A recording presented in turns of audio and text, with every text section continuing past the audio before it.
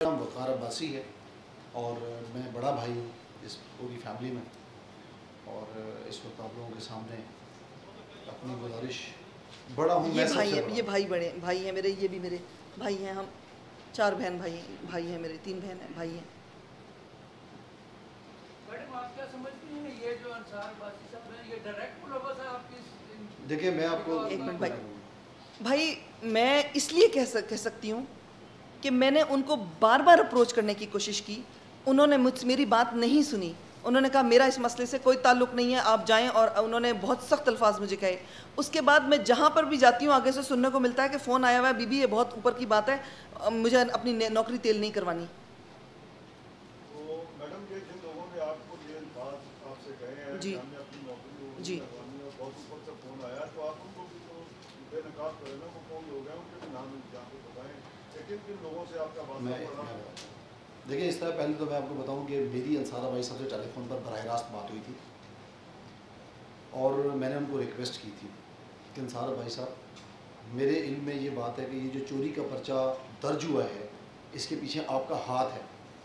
तो उन्होंने मुझे ये कहा कि नहीं, मैंने फ़ोन किया था लेकिन मैंने ये कहा था कि जी मेरिट पे फैसला ये दर्ज किया जाए, ये मेरे रिलेटिव हैं और इनके साथ कोई ज़्यादती अगर हो रही है तो इनका ख्याल किया जाए। और मैंने ये नहीं कहा था कि जनाब किसी के वो किया जाए।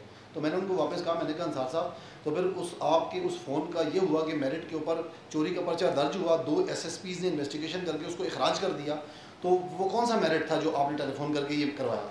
वो इंतहाई गुस्से में उन्होंने मुझे कहा यार जो करना है करो और मैं इसमें इन्वॉल्व नहीं हूँ, मेरा अपना कैरियर है, दिस एंड दैट, और फ़ोन बंद कर दिया। तो इस चीज़ के बाद मुझे तो कोई शक और शुबा नहीं है कि जो चीज़ एक ट्रेल की सूरत में चली जा रही है, he is behind everything, where we are going he is in front of अस।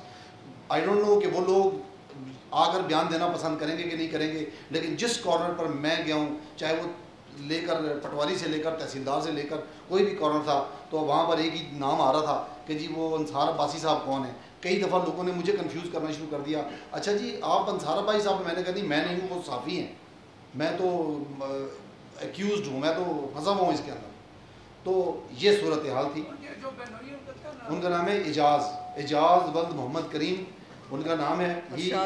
पिछले अरसे वो आए हुए थे यहाँ पर, वो इस एक जगह के अंदर, वो भी हमसे काफ़ी बदतमीज़ी करने के बाद उठकर चले गए कि वो इनके सगे बहनोई हैं।